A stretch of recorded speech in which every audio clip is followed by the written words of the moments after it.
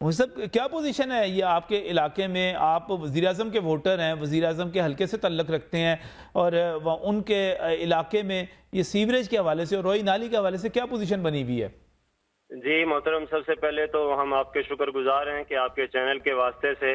پورے علاقے کے عوام کا یہ مسئلہ ایک ہائی لائٹ ہو رہا ہے۔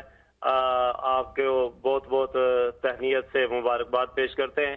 حضرت۔ یہ ہمارے حلقہ NA 132 بنیادی طور پر وزیر اعظم پاکستان میاں شہباز شریف صاحب کا حلقہ ہے، اور الحمدللہ 3 مرتبہ یہاں سے وہ الیکٹ ہوئے ہیں، اور اس کے ساتھ اس سے پہلے وہ MPA بھی اسی حلقے سے تھے، اور اسی کی بنیاد پر وہ وزارت اولیاء کے عہدے تک پہنچے تھے، اور آج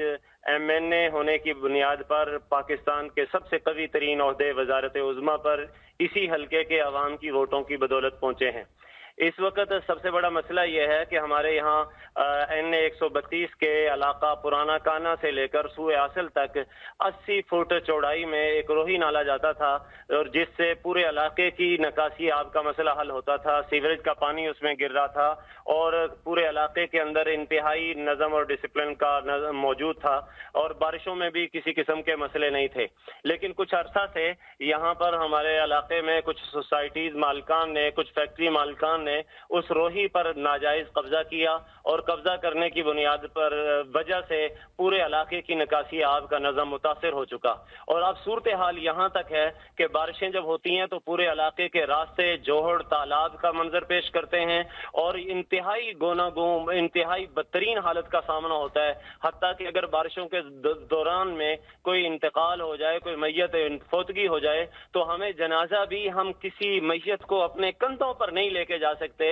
بلکہ صورتحال یہ ہوتی ہے ٹرالیوں پر، ٹریکٹروں پر ہمیں میتوں ڈیڈ باڈیز کو لے کے قبرستان پہنچنا پڑتا ہے۔ اور اسی طرح ہماری بہن بیٹیاں جو سکول اور کالج اور اسی طرح اپنی تعلیمی سسٹم میں ان دنوں میں معطل ہو کے رہ جاتی ہیں، اور پورے سیوریج کا گندا پانی جو یہاں پر زمین کے سونتوں میں جا رہا ہے، زیر زمین جا رہا ہے، وہ اسی زہریلے پانی کو پینے کی وجہ سے وہ ہینڈ پمپ کے ذریعے جب اس پانی کو لیا جاتا ہے، اور یہاں پر ظاہر ہے کوئی سرکاری پانی کا نظم موجود نہیں ہے، تو اس گندے پانی کو پینے کی وجہ سے لوگ انتہائی اموات کا شکار ہو رہے ہیں، موذی امراض کا شکار ہو رہے ہیں۔ تو اس وقت پورے علاقے نے ان حالات کی بنیاد پر فیصلہ کیا ہے کہ ہمارے یہ جو 10 دیہات ہیں، جس میں پرانا کانا، نصیب آباد، سوئے اصل، گرینڈ ایونیو،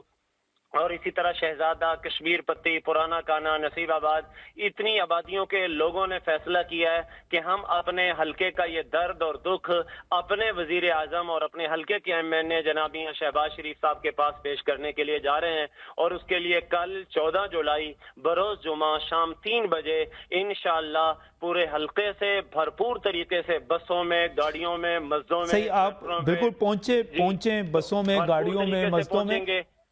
حل کیا ہے مفتی صاحب؟ اس سے گزارش ہے کہ بھرپور طریقے سے میڈیا والے دوستوں سے بھی احباب